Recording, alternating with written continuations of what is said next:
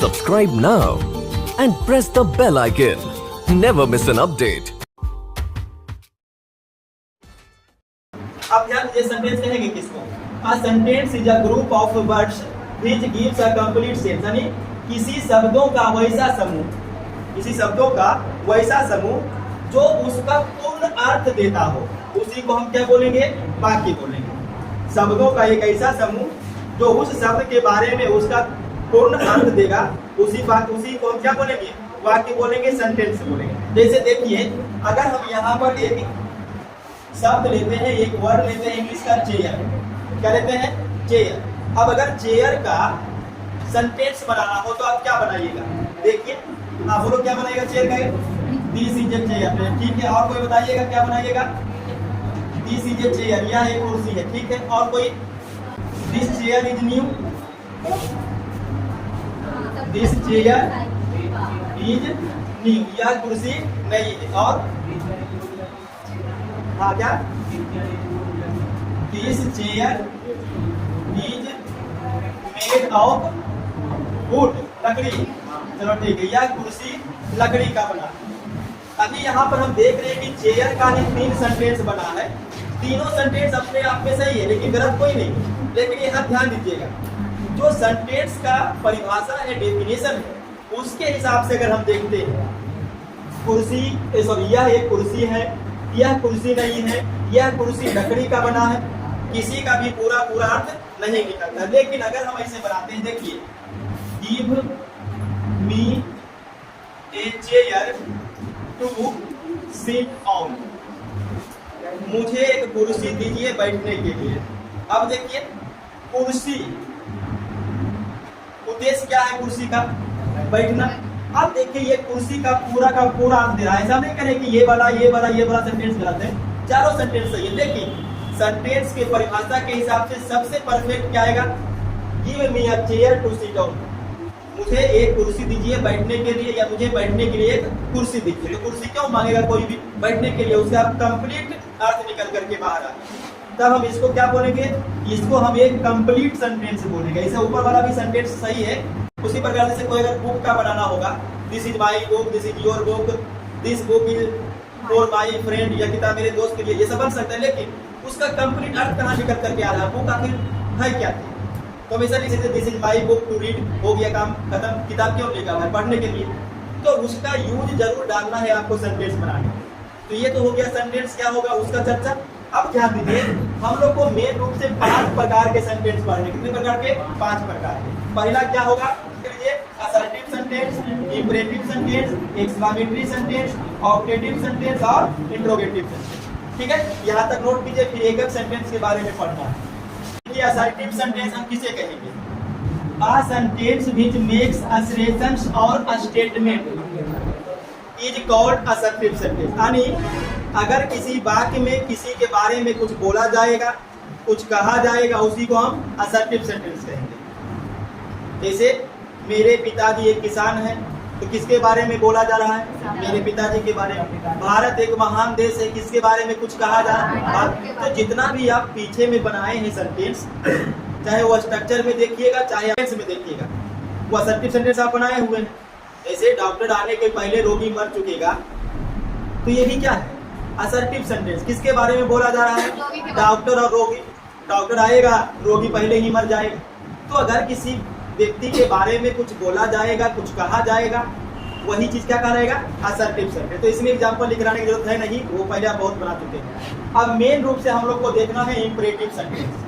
अब ध्यान दीजिएगा, यहाँ पर इंपरेटिव सेंटेंस क्या होगा? The sentence that shows order. ध्यान दीजिएगा, ऑर्डर आने की आदेश, एडवाइस यानी सलाह, प्रोहिबिशन मनाहट का बोध होगा। जैसे वहां मत जाओ, मना कर रहा है। फूल मत तोड़ो, मना कर रहा है। हल्ला मत करो, मना कर रहा है। इसको क्या बोलेंगे? प्रोहिबिशन बोलेंगे। उसके बाद एंड रिक्वेस्ट, अनुरोध का बोध होगा। Is called imperative sentence. यानी सीधा समझिए, वैसा वाक्य जिससे आदेश का बोध होगा, सलाह का बोध होगा, मनाहट का बोध होगा और अनुरोध का बोध होगा, उसी वाक्य को हम क्या बोलेंगे? इंपरेटिव सेंटेंस बोलेंगे। अब ये जो इंपरेटिव सेंटेंस है, ध्यान रखिएगा, ये 3 तरह से शुरू होगा। जो आपको याद रखने योग्य बातें हैं, आप ये परिभाषा नहीं भी याद रखिएगा कोई दिक्कत नहीं, क्योंकि अब आप लोग का सिलेबस चेंज हो गया है। आपका जो सिलेबस है एग्जाम का उसमें परिभाषा लिखने के लिए नहीं आए, वहाँ पर अब आपको बनाना है ऑब्जेक्टिव। तो आप रूल याद रखिएगा। रूल क्या है देखिए, वैसा सेंटेंस जो आदेश, सलाह, मनाहट और अनुरोध का बोध होगा उसको क्या बोलेंगे, इंपरेटिव। तो ये सेंटेंस 3 तरीके से शुरू होगा। कितना तरीके से, 3 तरीके से। पहला देखिए, इंपरेटिव सेंटेंस प्रिंसिपल वर्ब के पहला रूप से शुरू होगा। कहाँ शुरू होगा, प्रिंसिपल वर्ब का पहला रूप। कब होगा प्रिंसिपल वर्ब का पहला रूप, जब ये दोनों में से किसी एक का बोध होगा, ऑर्डर और एडवाइस। और अगर मनाहट का बोध होगा तब शुरू होगा डू नॉट से। किसे, डू नॉट। इसको आप शॉर्ट में डोंट भी लिख सकते हैं, क्या लिख सकते हैं। और कब होगा डू नॉट से, जब मनाहट का बोध होगा। किसका बोध होगा, मनाहट का। और तीसरा देखिए, प्लीज या काइंडली से शुरू होगा।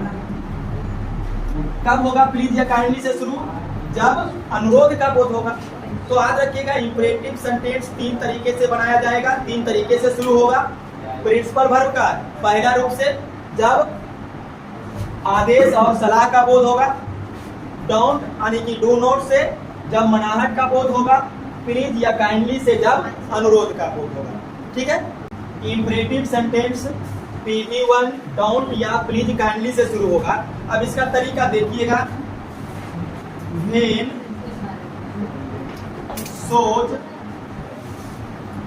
ऑर्डर और एडवाइस। ध्यान दीजिएगा, अगर वाक्य से आदेश या सलाह का बोध होगा, किसका बोध होगा, आदेश या सलाह का, तब यूज किसका कीजिएगा, PV1 प्लस ऑब्जेक्ट या कंप्लीमेंट का, ये यूज कीजिएगा, ऑब्जेक्ट या कंप्लीमेंट।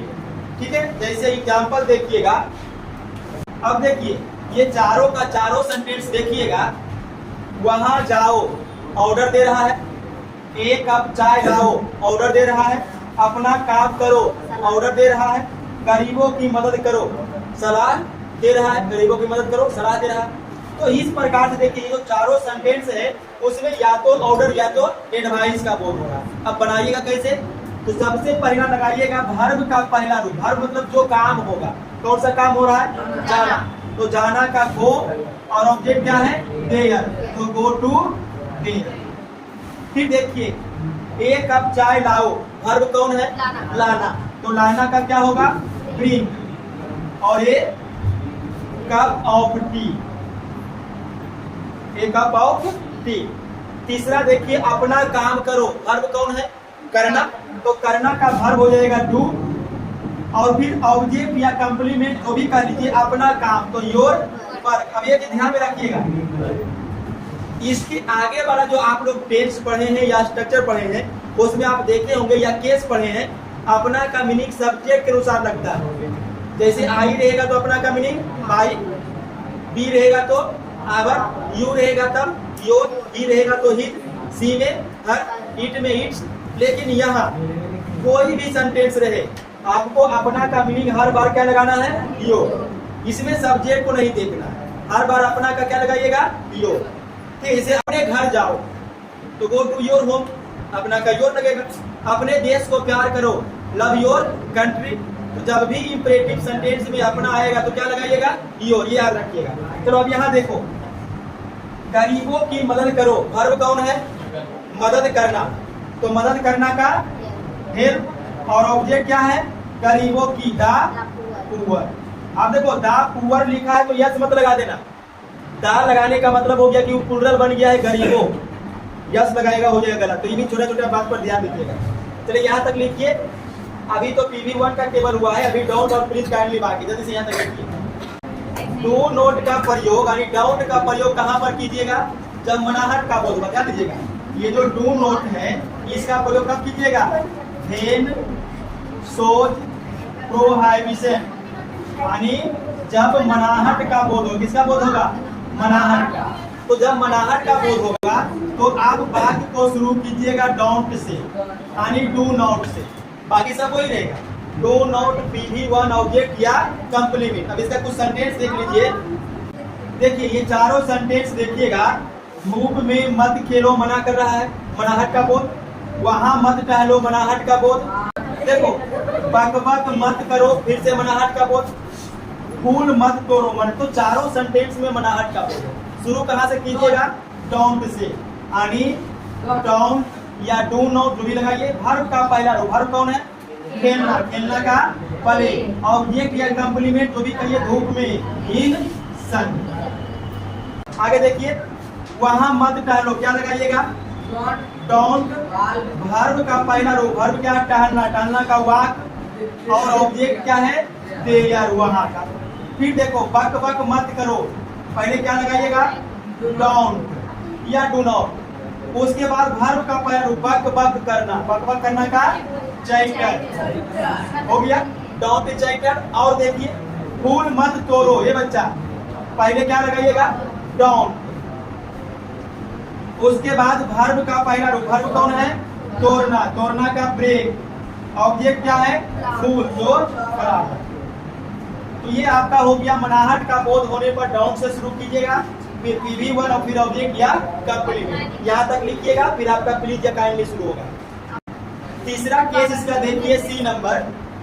कब आप लगाइएगा प्लीज या काइंडली? क्या लगाना है?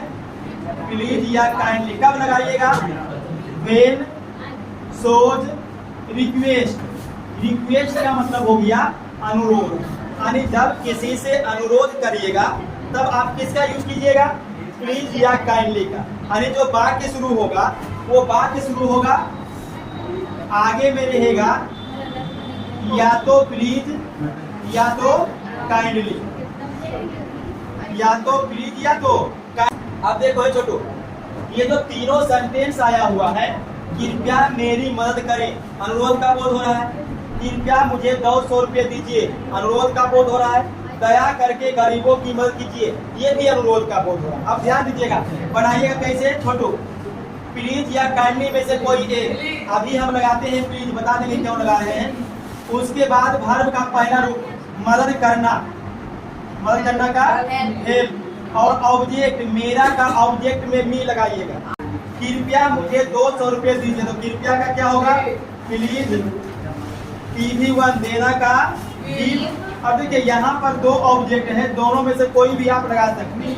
मुझे का ऑब्जेक्ट मी और 200 रुपये, 200 रुपीज। दया करके गरीबों की सहायता करें, तो यहाँ पर अब हम लोग लगाएंगे काइंडली। क्या लगाएंगे?